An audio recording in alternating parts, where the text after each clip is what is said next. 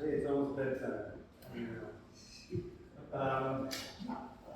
So, as we approach the end of another fun-filled summer, we got one more really wonderful event, and then another event will only be wonderful if you all come and have a party. But today's event will be wonderful because we have last year's participant who won the thesis award and has been part of the thesis review process this whole session. It's been quite wonderful, and will now deliver her alumni talk for us all. Ms. Heather, are you?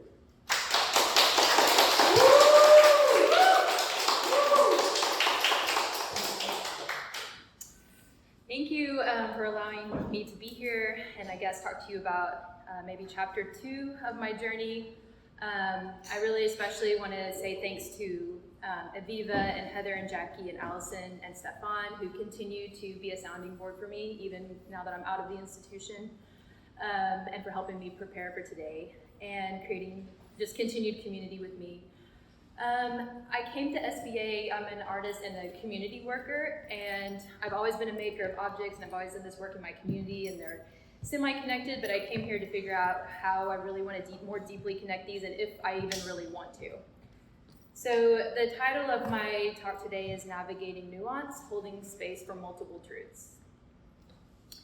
And when I talk about nuance, I'm talking about a definition in the sense of the ability to, or sensibility to, an awareness of, or an ability to hold multiple things in one's mind at the same time that are maybe seemingly contradictory, but at moments not. Or to maybe express just shades of an idea or shades of meaning. And I think even this title has a nuanced meaning because I changed it several times because as I was thinking through it, I thought, oh gosh, does this sound like double speak in like the Orwellian sense? And so, it can get to this weird place of like, just swallow your cognitive dissonance about the things that don't make sense in the world. And I don't think that's what I'm trying to say here. I'm talking about an openness. So let me explain. I think we're all sort of in agreement that we're in this crisis of fragmentation, and we're experiencing it in a lot of different ways. We're like pretty much at a deadlock in solving most of the world's big problems, right? And this inability to act puts us at risk for this sort of mutually assured destruction.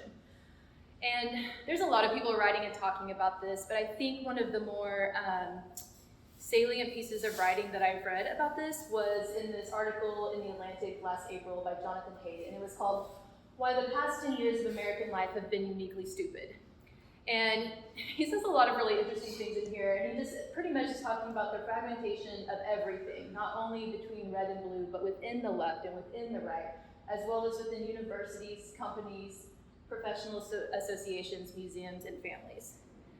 And one of the better points that I think that he made in describing this fragmentation is that when we've lost trust in one another and when we've lost trust in every system, that every decision pretty much becomes contested and every election becomes this life and death struggle to save the country from the other side. And when we're in this life and death struggle, there's no room in your side for any dissent because we're in a war. And people experience this differently, but there's high punishment for questioning or dissent on both sides. So on the right, the punishment for dissent is death. And that might seem extreme, but think about like the hang Mike Pence, right? Like conservative of conservatives, but when he like dips his toe over the line, then it's like we need to call for his death. But this is also experienced on the left, because if you question, even in the sincerity, or you dip your toe over the line, you experience a form of social death. And we can think of this as like extreme versions of cancel culture. And I think even in this, like, I hope everything I say today will sort of be in the context of nuance, because I'm not saying like there's no one that should ever be like put out of the space or that there's no place for these conversations. I think what I'm saying is that this can become a tool for keeping people in line and maintaining power, and not allowing questioning or critical thinking or nuance. So I'm reminded of this Hindu parable. It actually appears in quite a few cultures.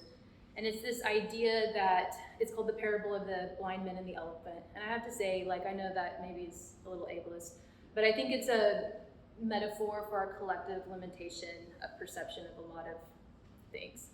And so this, I don't know if you guys have probably heard it, but the earliest version of this parable is that, you know, there was an elephant coming into the village and there were 6 blind men who wanted to go and see what this elephant was. They didn't never seen one and didn't know what it was. So they all go, and then when they approach this like huge creature, they all attach to a different part of the body. So the one that like feels the trunk experiences it as like a snake, and the one who feels the side experiences it at a wall. So the person who feels like the leg, they think it's a tree. So you get the idea. And because even though it's, you know, they're in the same thing, they're all experiencing it very differently.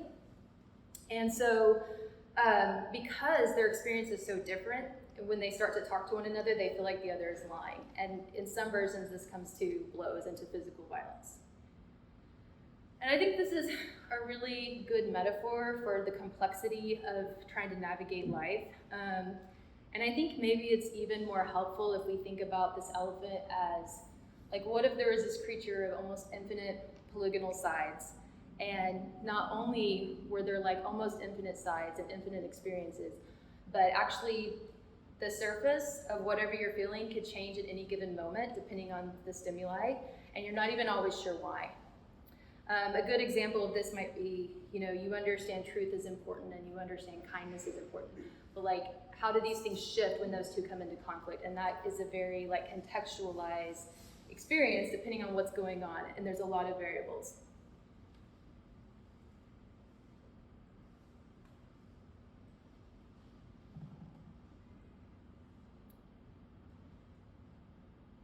A cool little animation might be less cool if it's frozen.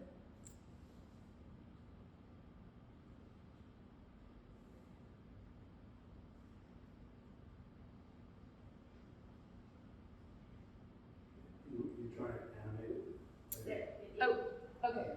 Yes. So, yeah, it was supposed to show that the surface changes, so it's okay. We'll just move on. So you might say, actually, I'm on a different slide on here. Sorry, so sorry. There we go. Okay. So our experience of this world is very confusing, right? And if we get any level of certainty, we don't really particularly always enjoy someone threatening that level of certainty, because when our certainty is threatened in a scary world, like our sense of security is threatened. So in this way, I think fundamentalism on either side operates as a coping mechanism for complexity. On the flip side, you might say, why do I need to even try to figure any of this out? Like, there's no way of being sure, there's no certainty in life. And I think that's, you know, really true, obviously, but if we want to change this fragmentation, we have to act, right? Anytime we're going to act, we're automatically involved in a question of ethics, because we're saying, how should we act? Like, how ought we to act? And we know that ethics are problematic because since post-enlightenment, all we've been talking about is how they serve to maintain certain power structures. So I found some helpful language. Dr. Stephen Henry Madoff wrote a book called What About Activism? And he goes back to the root word of the word solve, or solution, which is solvere. And in Latin, it means to loosen or to open up or to free. So ironically, I think the solution to this problem is not more closeness, but a dilation of openness. I think in some sense we need to be looking for every door and every window that can be opened. So problematizing and figuring out what to say no to in the critique, those tell us what to say no to. They're a description of the problem, but they're not a solution or description of what to do. To change, I think we need to look at everything to say yes to. And by this, I don't mean that we should look at people that we heavily disagree with, or look at ideas and say, like, maybe these racists are onto something, let me like open myself. That's not what I'm saying. I'm saying that we need to look for any point of entry possible. And I think the most extreme, humbling version of this that I can think of is Fred Hampton. He was the deputy chairman of the National Black Panther Party. He responded to a fracture of perception in a really amazing way. And I was listening to actually stand-up comedian Colin Quinn the other day, and he was talking about this fracture as well. And he said, on the one hand, one side talks about white privilege, and we know white privilege is a thing. On the other hand, there's this conflict because perhaps if you are in a poor coal mining community in West Virginia, like the main word you would use to describe your experience isn't privilege. And this is one of our most polarizing narratives in this country, and we have a lot of conflict around this narrative. And there's, like, I'm not saying dilate yourself, like I can't dilate my openness to the idea that there's no white privilege. Like we know from, like there's so much quantitative evidence that it exists and qualitative evidence and stories and experience. Like it absolutely exists. I'm saying that he looked at that and found a point of entry. And what he did was he went to this group called the Young Patriots. It was like this Confederate flag waving group of poor whites. And he found this point. He said, our kids are going to the same type of schools. Like we are living in the same type of slums. And so we should be working together. And he actually organized with this group. And he also organized with a Puerto Rican activist group called the Young Lords. And it was extremely threatening to the political hegemony, so much so that the government essentially murdered him. Like that's how threatening it was. Whereas individually, they would not have been so much of a threat to the system. So again, nuance. I'm not suggesting that every person from a marginalized community should go put themselves in a dangerous situation, right? I myself cannot imagine walking into the room that he did and feeling safe in any way. What I am saying is, we know the problem of why is it always somebody, it shouldn't be the person from that community that's experiencing the oppression that is leading the way, right? Like that's the problem. But I think it's up to us to think about what is the solution and how we respond to that. So if the new norm is this radical closeness, I think the question is like, how can we be radically open? Okay, so to the artwork. I think no matter what I've been doing this year, like I've been thinking of this theme of nuance and trying to explore this idea of nuance. And I didn't get to see all of Ben Davis because there was a hotel fire scare. There was no fire, but there was an alarm in a situation. But I got the end of it. And it was really interesting at the end when we were having this conversation about people being upset and trying to figure out, well, like, what is it that art can do, right? And he described it as a disciplinary insecurity. And I thought that was such an interesting word because there's fear there, right? And I think in some sense that's because we don't, not in every sense, but in some sense it's because we don't know what to say no to. Like we don't know what we're not supposed to be doing, and so maybe we're not sophisticated enough in a way. And there's a fear of uncertainty. And I think that it's changed my orientation to be looking for opportunities to hold space for everything that art can do. And I think coming here and going through this process, I didn't so much figure out what I shouldn't be doing. I think I opened myself to more things that art can do while still not losing criticality and actually gaining criticality in that process. So after doing my thesis, which my thesis was not just about fun, it was like this idea of art for change and blending my practice. And this was really about, the first chapter of this. It was, if we have continued unilateral decision making and oppression and inequality rather than the openness and equality that we want, like why is that? And I think it's because when we have equality and mutuality, there's unknown outcomes. Like if we all have to work together, like what's the solution going to be? We lose our control. And so I looked at the way art could create some comfort around relational unknowns, right? And so I looked at this in 6 different contexts. But after that, I just wanted to do fun stuff. And so that's what I did. I started making some clothes. This was actually from before. So I've made clothes for myself in the past as part of my practice. It's just something I do. I'm not even sure why. A lot of these clothes have to do with giving the body some agency to gaze back at the viewer, as well as the physical effects of being viewed. Some of them are about making the viewer a little bit uncomfortable, often in a subtle way. So we did this exercise in Jackie's class where I don't even remember what the prompt was, but I started making these jewelry out of blocks, out of some of my daughter's old building blocks that she was done with. And so I just returned to that because I had a lot of fun doing it. And I thought, okay, what is some way that I can take these blocks and make them completely unrecognizable, just for no reason other than it would be a fun challenge. And so I made a purse, I made a bracelet, I made a shirt. Some of the blocks were interchangeable and they maybe retained some of their blockness.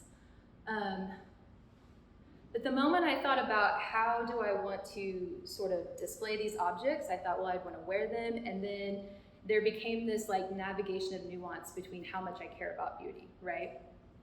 And I think this is something that I'm hearing a lot of dialogue around too. Like on the one hand, I want beautiful things, like I like beautiful things, and I think that's okay. Beautiful things sometimes bring me joy. There's some research in resiliency that the ability to see beauty makes you more resilient, so I think this is all really good. On the other hand, I have a really complicated relationship with beauty as a female.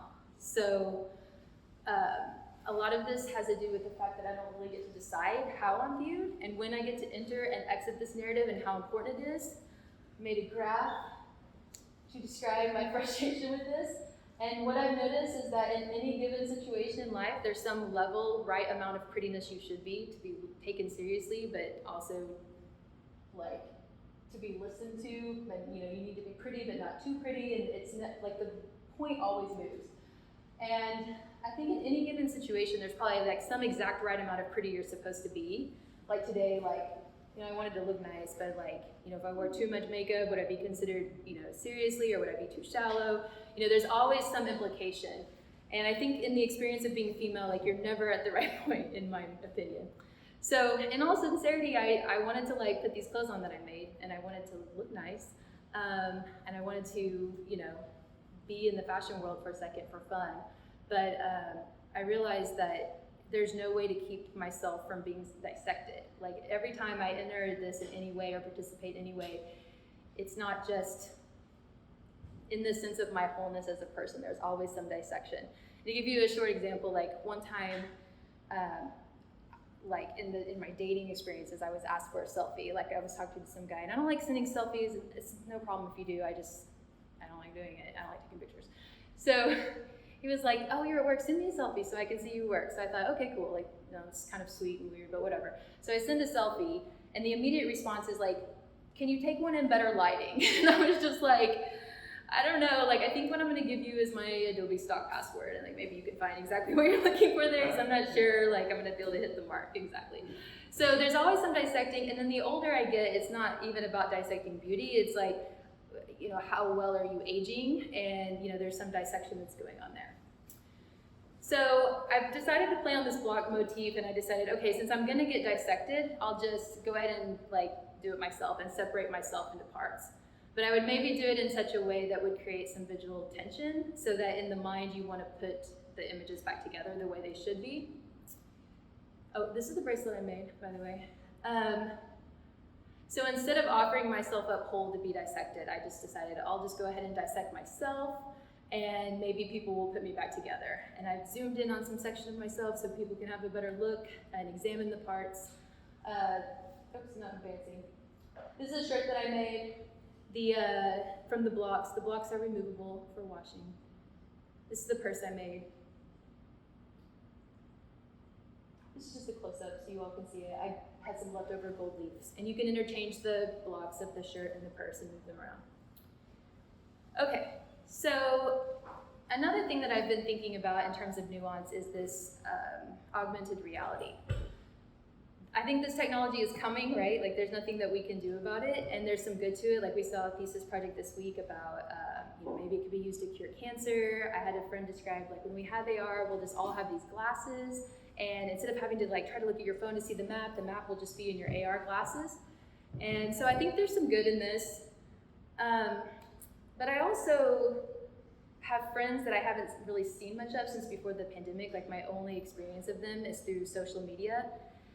And I have some female friends whose real face, whatever that means, I haven't seen in 2 years because it's always filtered. And I just kind of miss their real face. And I think because everything is so filtered, it's almost shocking when we see a photograph where you can see pores, because it's in some sense distorts our reality of what skin even looks like. So I don't know, I think eventually we'll just walk around with our AR glasses, we'll all see only airbrushed versions of each other, all sexual relations, we can just choose what we want to look like, we'll just have sex with airbrushed versions of ourselves, I don't know. So relatedly, I started this practice of taking video, just as a practice of sort of stillness. I didn't really have a reason for doing it. And I was doing this every day, and in a way it was performing stillness, although, if you're being still and recording it, I'm not sure how still you're being, but it was just something that I started doing. And one thing that I started doing with it was that instead of like holding my breath to try to capture the landscape, I just started like breathing. And so the videos then had a sense of presence of me in the landscape. And so I just kind of was like, what would I do with these? I don't really know why I'm doing this. And related to stillness, I thought about this Buddhist concept of like to be present, is like to think of life as like water that goes through your hands. And so you can only like really engage with what you're feeling at that moment. There's something coming down the line and there's something that's been through, but all we can really do is like experience what we are experiencing at that any given second. And I started to think about the reels in Instagram in a way, it's like a waterfall of like this AR reality of just things that are going by you. And so I just decided, okay, I would insert my like in real life videos into Instagram reels, and they get sent out to other people randomly. And I just think it's kind of, I don't know, disruptive in a way to, 11 seconds is like an eternity in an Instagram video, because I see all these tutorials where like it shows you how to put your vacation photos where within 1 second you've maybe seen 10 pictures. So I think it's just a way, I guess, of inserting something from one present moment into this virtual world in a sense of sort of sadness about us forgetting what that looks like. I also have been thinking about nuance between questioning and acceptance. So I had a really good friend of mine die earlier this year. He was actually a father figure to me. I grew up in their house, kind of in and out of their house. And he co-signed my loan when I went to college. He was a very close family friend, and he passed away. And my friend Jay is from Brooklyn, and he moved to a small town in Oklahoma where I grew up. So he may have truly been the only Jewish person in our town. And he married a woman who is Catholic. And so when he passed away, a very kind rabbi came and explained all the services to like this room full of small town Oklahoma Protestants. And so she took us through all the process of the ritual, and she explained to us how to tear the ribbon. So there's a black ribbon, and it's like a reference to rending clothes when you're sad and when you're mourning. So we all sat in this room and for the first time participated in this ritual, and we tore the ribbon, and the sound was so impactful. It was like the sky was opening up because of the collective sound from this practice. And she also described how in the mourning period you would say a prayer for 30 days, and then that will bring you some comfort, and then in a year from now when you return to the prayer, it will remind you of the practice and recenter you. So I guess my adaptation of this was I went out to the same place in my neighborhood every day, semi-sequentially for 30 days, and I just took a panorama of my cell phone from the sky. And the idea of this was just going and sort of, when you have a major death, you're sort of, I guess, considering your place under the sun, or considering your place in this world. And there's something from the Hebrew literature in the Bible, in the book of Ecclesiastes, where the writer is considering their place under the sun, and he said everything is vapors. And it's this idea that there's no meaning in anything, and everything means something, the nuance of those two ideas. And so I called this piece Vapors. I printed them on vellum. I tore them as a reference to the practice that I did, and then I put them on glass. And this function is more of maybe a calendar. And I did another one where it was more of maybe a landscape of time, and then the black fabric as a reference to the ribbon.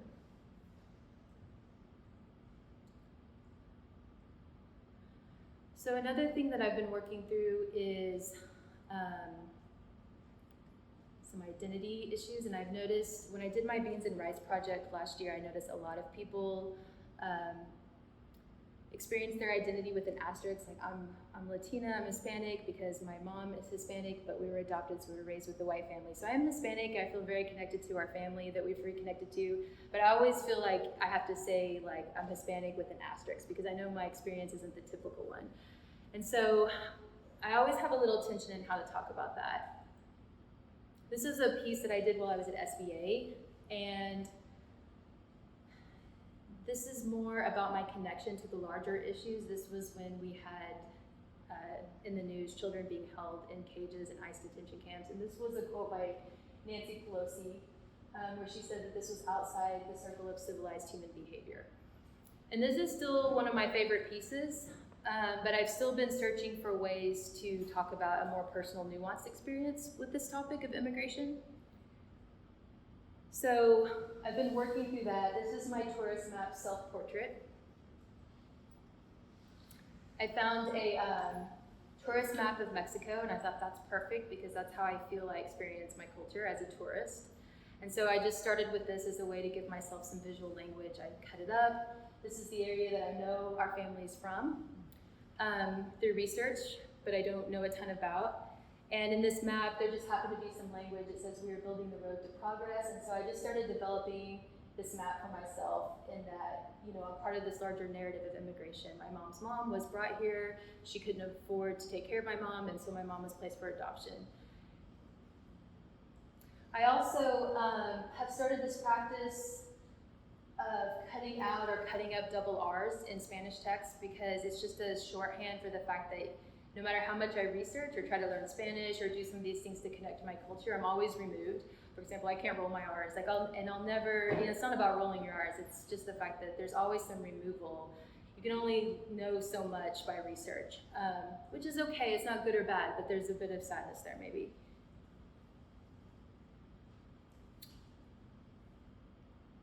I don't know what happened.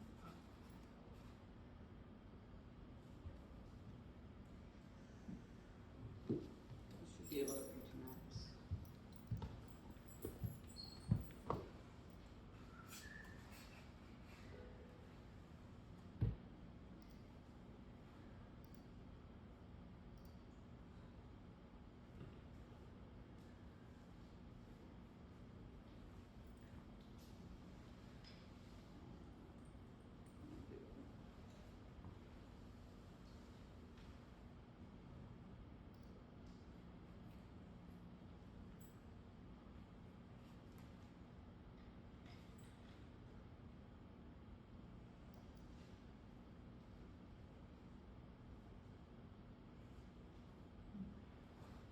How did you have this set up?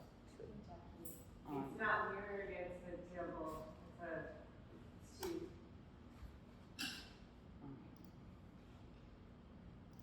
it's two. It's a double display? Yeah, it's not a mirrored display, it's like two monitors. I think that's what the settings still says. You might, okay, yep, yeah. And then, You just have to like drag over to the, yeah. Thank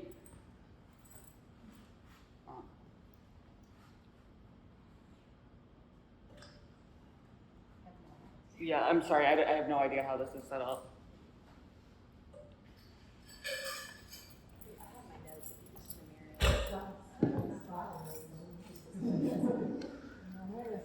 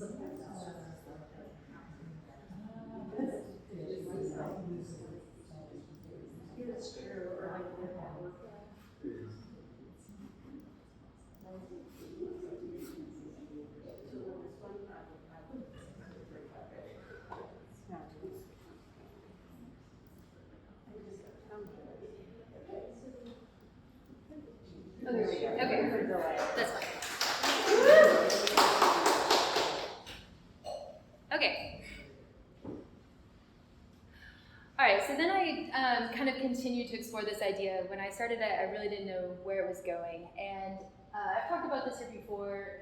Long story short, this was my family's tree at my adopted grandmother's house.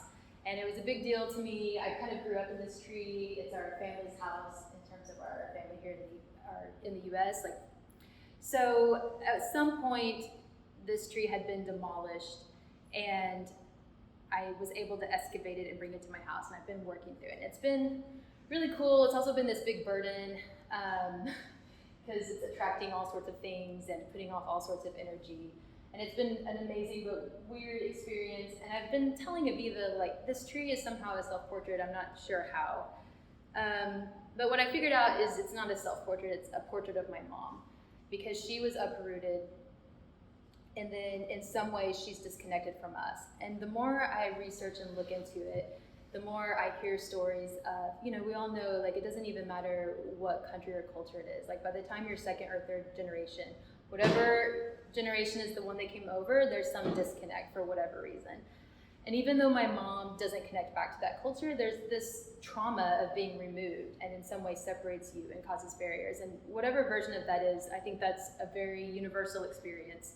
So I just started playing with this language. And in some way, there was some doubling that was helpful for me. So I was able to juxtapose the white picket fence at my grandma's house where we grew up with the border wall. I mirror the fact that my stepdad worked at GM, the GM plant in Oklahoma, and I even worked there when I was younger. And then it got shut down. It was taken to Mexico, and just that whole migration of industry and labor and how it's doubled. And in some ways, on either side of the border, I think there's a sameness and a class consciousness that we need to have, but then there's a definite privilege and an exploitation and a benefit. So this was just about exploring those connections. So I've also been thinking about exploring this sort of tension between pride and where you are. I don't really consider myself a very patriotic person, but I also think there's, a sense of community pride can be really important. But of course we know that can get into a weird place of nationalism or jingoism. And so I was reading this article earlier this year in the New York Times, and it was going through the story of one of Jasper John's flags, one of the monochromatic gray ones that doesn't really look like a flag. And that really has nothing to do with this other than the fact that it got me to think, if I made a flag, what would my flag look like? So this next slide is not my flag. It's a quilt. But just to say that my flag was a quilt, because I'm considering myself a quilt maker and maybe a fibers artist first. And so this is one of the older pieces that I had done. It's called Women's Work is So Repetitive, and it juxtaposes my 52-week Outlook calendar from my office job and showing some of the repetitions there with this more repetitious domestic quilting art. And I think there's this idea that what women do in the home is sort of mindless and repetitive and not very interesting. And I'm not, as someone who stayed at home for a time, I'm not saying that's never true, but it's also extremely fascinating and extremely important work, and unpaid work that's important for society, whereas this work that's more glamorized or thought of as more important in an office can also be very repetitive and mindless. So just sort of playing with those ideas. So I did do this quilt. This is my Stars and Stripes quilt. And when I thought about what would be important to me, I thought it would be some centralizing of land and labor, because I think ultimately, yes, we have these, I wanted to make some vague references to the symbols and the dreams and the things that are important, but also to recognize that whatever fragmented version we have of that was at the exploitation of land and labor. And so this is exposed cotton batting with some shapes quilted on top. Is just sort of a loose reference to Stars and Stripes. Also to say, I love that I keep seeing women leaving the embroidery hoop in, and I feel compelled to do that too. I don't mind. For me, it was a sort of a reference to Ana de la Cuerva's piece Frontera, which is one of my favorite pieces. But I think it's when women started being accepted as painters, so they kept painting themselves with their paintbrushes to signify. So I think it's nice to see that as a side note. Not just for women, but this is a close-up The thread that I used was sort of this off-red, kind of the color of red dirt or even dried blood. And that's a reference to land, but also where I'm from in Oklahoma, there's a legend that the dirt is red because of the tears of Native people from the Trail of Tears. So it's like a loose reference to that history as well. I've also been thinking about the difference between fast knowledge and slow knowledge and the way we acquire information. I did this piece back in 2008 that I kind of forgot about until recently. At the time, I was working with a junior high and a high school girls group on violence prevention. It was when I was still doing my work in sexual assault and domestic violence. And at that time, the APA had come out with a report on the early sexualization of girls. And this essentially was talking about how in our culture we're sexualizing young girls earlier and earlier. And it was just sort of an overview. It was this whole task force that would put together, it's this big document, heavily researched and annotated in this, the effects of this on girls and examples of this, and then there's a whole list of recommendations. And this was not quite in the public narrative as much as it is now, even though we still have a lot of work to do. And at the time when I read it, I was really frustrated at how all this work was put into this public document, and yet like no one is gonna read this thing, right? It's not gonna be widely read.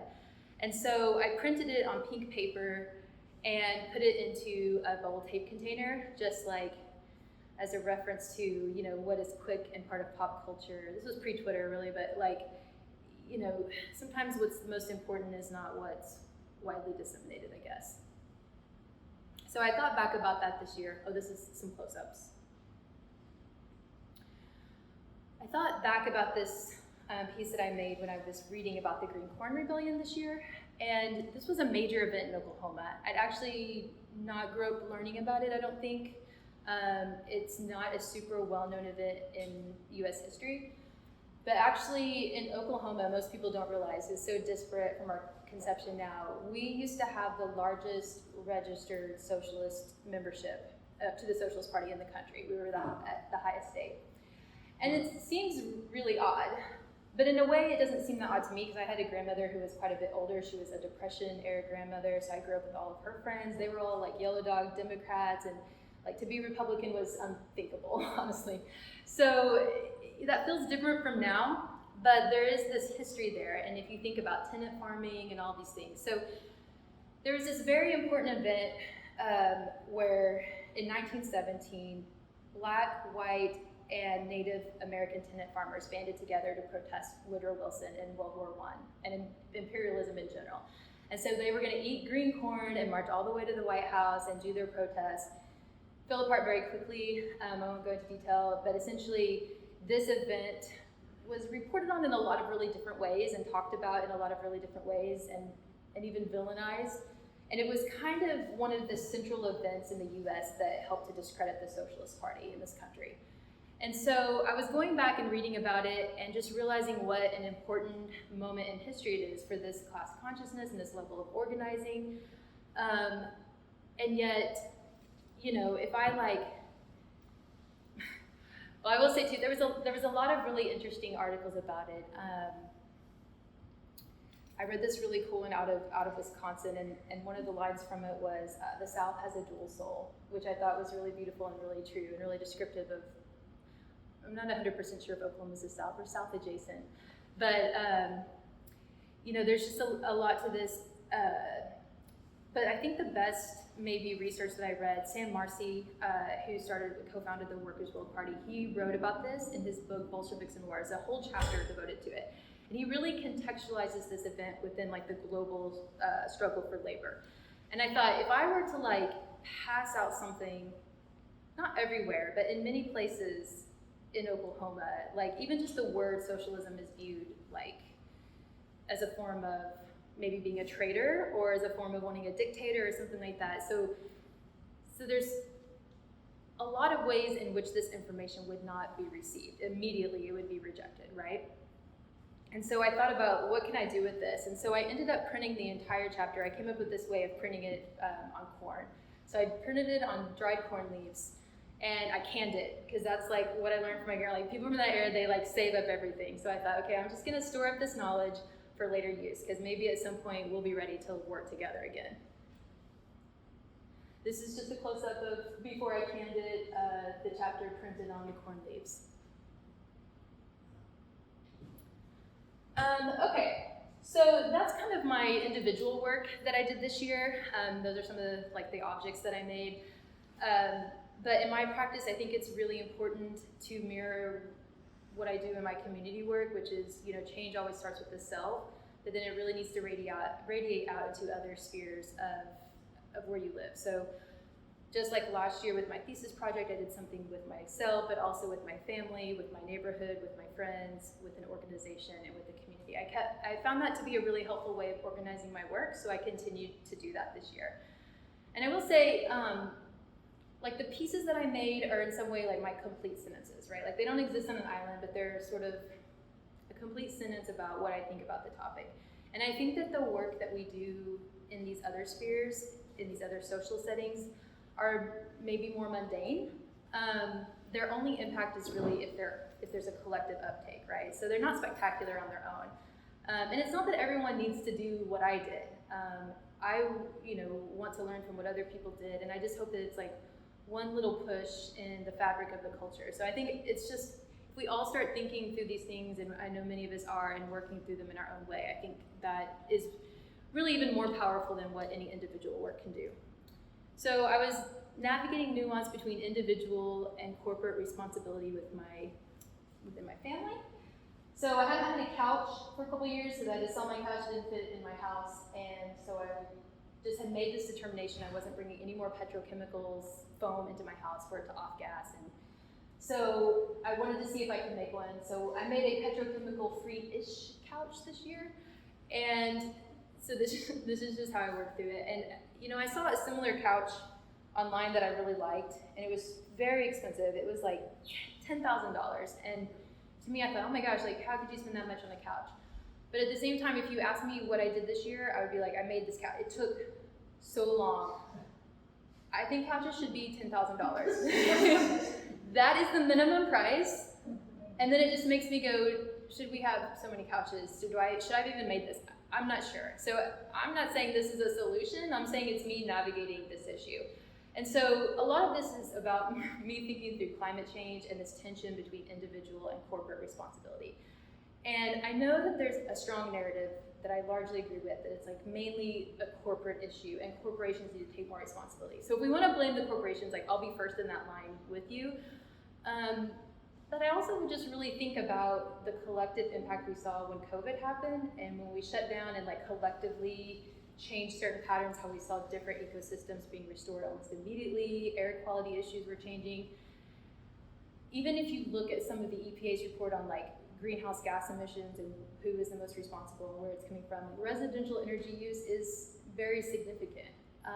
And I find it very frustrating though that there's no information. If you try to track down okay, collectively, what should we all be doing? So I think many of us are interested, right? Just tell me what to do, tell me where I need to get to, and I'll do my part. You literally can't find that information. There's no way to buy something and to know what impact it has on the planet. And I think, I don't know, I hope maybe that we get there after going through some of these processes. I think, if we were to buy food and there were no calories, we would almost not register it as a food item. It's how could we buy this, there's no information. I feel that's how we should be with products. We should know immediately what is the cost to the planet and to labor. But otherwise, we're just sort of feeling around in the dark. So I wanted to, there's some beautiful wood out there, and I thought, oh, there's all this beautiful wood imported from Africa and all these places, and I thought, well, no, that's not very responsible. Let me just go and buy whatever's the most readily available at Home Depot. And I noticed that the common board there is actually from Sweden, so I'm not sure what the impact of that is or how it works out. I made the cushions from rubber tree. It's 100% natural rubber tree latex, no petrochemicals. The only place I think that they're manufacturing that and where this mattress is that I bought and then cut up into cushions is from Sri Lanka. And I don't know that I needed this much. The way that it was parsed out, I could have made 2 or 5 cushions, so I made 5. And I was maybe that's more than anyone needs. I'm not really sure. I know that the labor involved in the rugs that I repurposed probably wasn't great. I thought, well, maybe I could pay to offset my carbon emissions. There's a lot of controversy about how that works. So I'm not sure what to say other than I'm interested, and if other people are interested in building community around how to be better, like I'm interested in us having those conversations together. This is where I am. Another project that I'm working on, and I will say I'm not done with it because I don't know how to do it, is navigating this nuance between acknowledgement and appropriation. I've been trying to do this project for 2 years with my friends about salsa dancing. Those of you who know me know that salsa dancing and Latin dancing is a big part of my life. It's connected to my culture in a lot of ways, but the truth is that a lot of it comes through West Africa from slavery. And so there's a lot of things there that need to be acknowledged, and a lot of histories that are raised even within the Latino community or the Latinx community. So I don't want to do the thing that we do, which is to not talk about it, but I also don't know how to talk about it without appropriating. So I'm just working through it.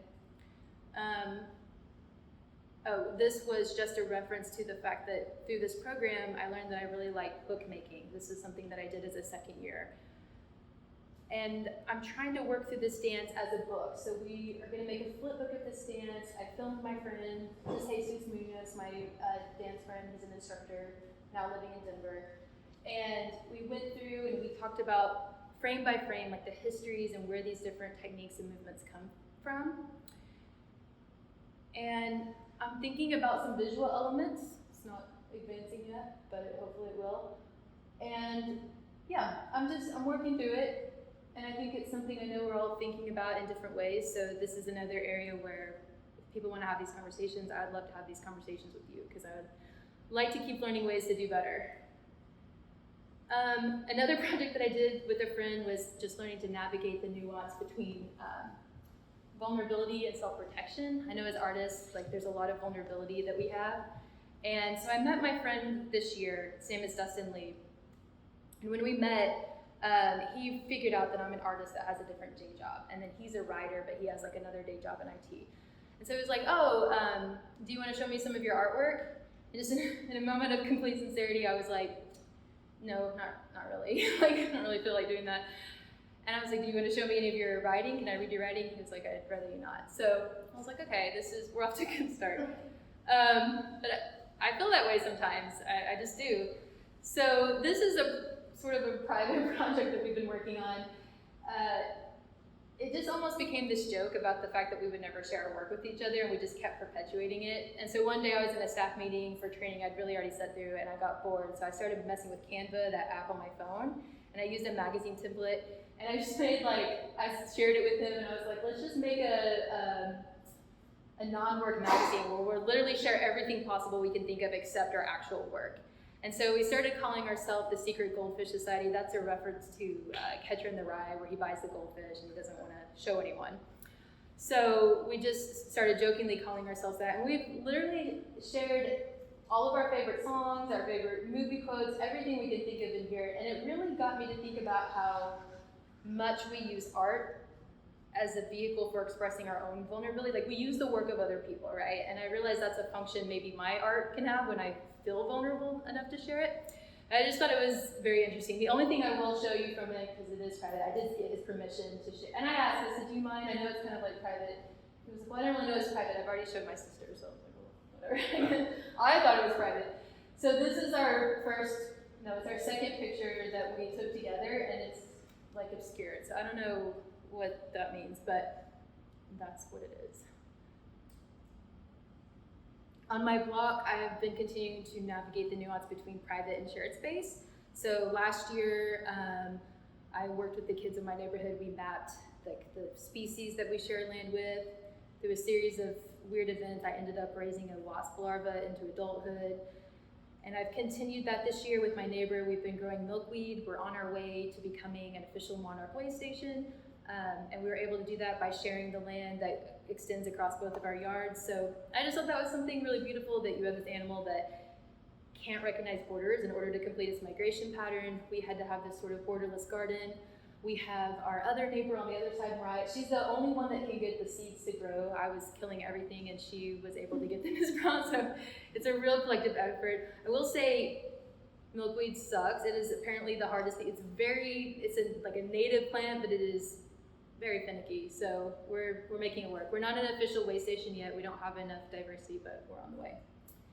This is our low water garden.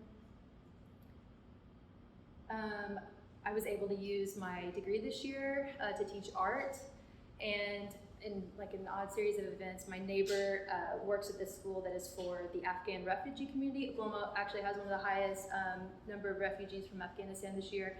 So there's like a temporary school where they're still supposed to be starting to work on getting credits, and they're in temporary housing in hotels until they get placed in their permanent housing. So I was able to work, this is my project that I did last year with an organization. I worked on a safe conversation technique with Oklahoma Public School staff. This year I worked with the STEP school, and I taught girls art for high school girls 2 days a week. I'd never taught art before, I had never taught art to this age group before, and there was almost no English. So it was really an adventure. And this is not a humble brag, I feel like I got more out of it than they did, but it was a really great experience. This is some of their embroidery work. We did color wheels, learned 7 basic stitches. Aviva helped me prep for this because she's an art teacher, and so I was able to call on her. This is some of their clay, and I said this was like a free day because they'd been working so hard. Because, you know, they're in crisis, but they need credit. So it was a really difficult thing to navigate, like, yes, you've done enough to get a credit, you've learned things in art, but also we need to work on being well and just supporting you. And so that was an interesting space to navigate. Thankfully, art was a good vehicle. So I said, do whatever you want. I just brought clay, like, do whatever you want today. And at first I was like, why is everyone painting in the same colors? It's the color of the Afghanistan flag. And so again, like, it made me rethink sometimes the importance of pride in where you're from. There's a couple of their portraits, not self-portraits necessarily. And the last thing, stop advancing, in my community, I don't have any images for this because it's not my work personally, but at present I'm working with about 20 tribal government projects, and we're really working through this idea of navigating the nuance between empirical wisdom, which, as we know, has like a very colonialist history and research can be deeply problematic. But at the same time, when we have people dying in our community, it's important that we know what works. And so we have to navigate the space of like, where are things appropriate? So a lot of the work that the projects that I work on are doing is this native artwork and culture work with youth. And so part of my job has been to help them evaluate when and how appropriate, how well it's going. And so I know some of you are involved in this conversation of like, should and could artwork be evaluated? So I just want to throw that out there too, that this is another conversation I'm interested in if anyone else is. And that is it. Thank you.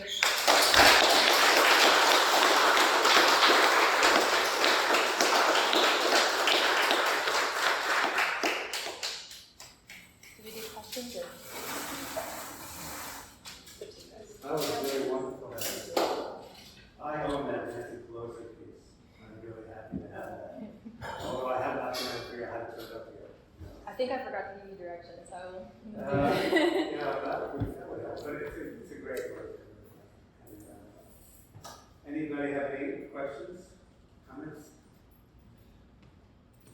Steve? Yeah, thank you for the talk. There's something that you put at the beginning, which kind of got me thinking that I want to elaborate that a little bit more. I think you said at one point that equality involves unknown outcomes. Yeah, I don't think it matters what institution we're talking about, because my interest working in social problems is looking at like things that run across multiple contexts more than like getting hyper specific. So like I think in a marriage, you know, in the past, like the husband's in charge, and that might be wrong, but it's a known outcome. It's predictable, right? It's like we know who makes the rules and how it works. In a dictatorships, in a sense, I think people gravitate to them because there's some comfort there, there's some knowability. If you and I are trying to make a decision and only one of us gets to decide, like that's easy, right? We may not like it, it may not be right, but it's simple. But like if you and I have to work together and I have to abide by what you and I figure out collectively works for both of us, who knows what that's gonna look like? And there's some discomfort there. And so I think that's why we don't always operationalize the things we value, because there's so much discomfort involved in actually doing the things we say we wish we would do, if that makes sense. That's almost like just describing why our democracy is what it is. Yeah. Because when people get to vote, and there's some participation, it's, it Yeah. also goes back to what you're talking about, how fractured everything is. We Yeah. have a system that it's not working. That's where I'm really humbled by Fred Hampton, because he didn't know what would happen, like on the highest levels when he walked into that room, you know, and to be that open to outcomes. I feel like I can talk to my family member who likes Trump if, you know, like if he's that open, I can open myself. It inspires me. So do you pick a side? Then do you pick a side then? Are you gonna for against equality, or you think that's bad, or you push for it? No, I'm for it. I just think it's difficult to achieve. Like, it's easy to talk about and it's difficult to do because the definition changes and what it means changes and how to negotiate it changes. It's sort of this abstract, it's like the elephant. It's like, are we doing it? I don't know. Like, it looked like it, now it's a little different circumstances. So, no, I'm very much for it. I just think it's easier said than done. Yes, Debbie. You know you had me at the grandmother tree, right? And then I was like, what? Just tell me a little bit more about that. Like, you brought that home to your property? What? It's kind of a funny story because our family doesn't own the house anymore since my grandma passed, and so I was going through there for work, and I always go through and look at the tree. I mean, I really feel like I lived in this tree. It was big enough that we like had rooms and we considered them our houses. We had a little bucket, you know. It was like an idyllic 80s childhood. And I went by and like its branches, which each one is like the size of a tree, had been cut down and it had been set afire inside. And I didn't know that I would have this reaction, but I just started bawling in the front yard of a stranger. And then people came out, and then like a Spanish-speaking family came across the street, and in like very broken, muddled Spanish, I tried to tell them that their tree was like the baby of my tree, and I ended up calling the current owner and just saying, this means a lot to me, like if you don't want it, can I have it? And he was very gracious, he let me take up the fence, my neighbor helped me find an arborist, and so I just am like bark by bark trying to debark it, because they said I need to get the bark off or it won't last. So it's just been this really weird, there's a lot of things on it. Yeah, so it's just been this thing that I've been going through that feels a little mad, but also important. Heather. Wonderful presentation. Like, wow, if that's what you do in the year after you do your thesis project, that's just an amazing exploration in the format that you started, and then filling in each of those same categories for us today was also very helpful. It's just a viewer to understand your practice. And my question to you is really, I thought there was such an amazing shift between the quilt from 2019 to the 2022 quilt. And I'm just amazed with your shifted form, like every single project has its own unique form.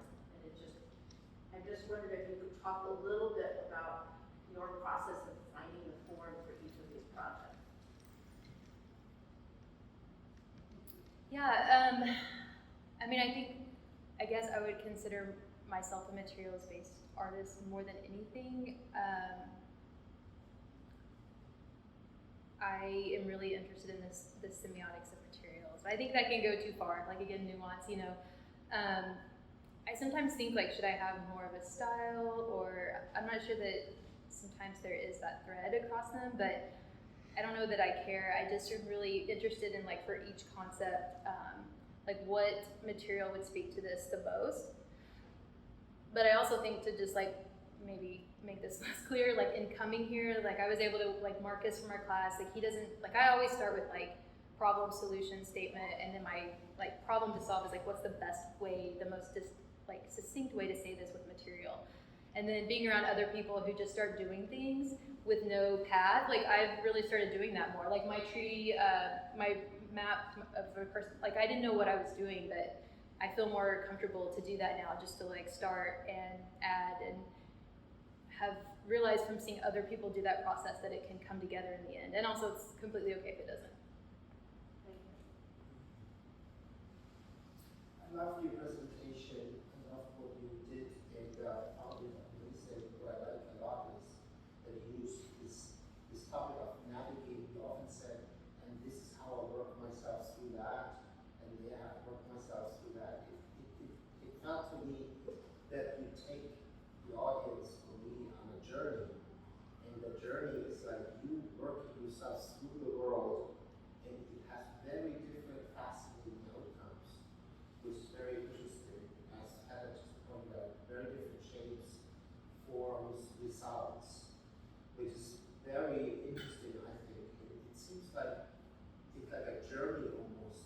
you're creating a pathway of some sort to follow you in a way. I'd like to follow you there in a way. And then there's so many different, unbelievably interesting also aesthetic aspects in each of your things you do. Also some new work with the couch, this that implemented failure as well, the idea of showing some part of the production, but also then finishing something. But then also the context, which is like I wanted a couch and I needed a couch and I thought I can do it myself. I tried that. It's that's amazing. It's so rooted in reality as well. The dancing thing, I'm glad I see that now because we only talked to you about it. It's advanced a little. I have no idea. I'm like, you fly to Boulder, just stay here, do your stuff. Boulder, right? Yeah, I was gonna make that part of my thesis. It didn't make it, and I thought I'll finish it this year. Still hasn't made it, but. Yeah, but I can see now, this is amazing too. Unbelievable research as well. I have so many thoughts right now, and it inspires me, like Fluxus movement inspired me, which is never really, was sort of a mixture between really fixed objects, but also processes, but thoughts. There's this kind of cosmos almost. I mean, I don't know whether this is, if it comes to an exhibition or something, whether that's even the forum for it. Because this talk now was a good forum for it, because I could follow it. It's so informative. That's something on a different page. You know, the classic exhibition, which is like objects in a room. Maybe that doesn't work there. You know, Reality TV. yeah, or like a film or some sort of thing which guides you into this as well as a presentation later for if you want to present that. I'm also happy that you teach art now, even though, why do you teach art? No, I'm just joking. Because they needed an art credit. Yeah, no. So you have the license. So all around, I'm absolutely surprised positively, and I'm very happy. Thank you. I feel like my thesis project did give me a way to weave these things together, and so I am continuing that model. And I thought, is that weird or is that good? So I'm glad that it feels good. I will say, because I see Navin's face, one of the things that got me started on this nuance thing was he has this great phrase of it's landmarks, not borders, around concepts of identity and different things. And so, I mean, think about that constantly and the nuances in that. So. Okay, thank you so much.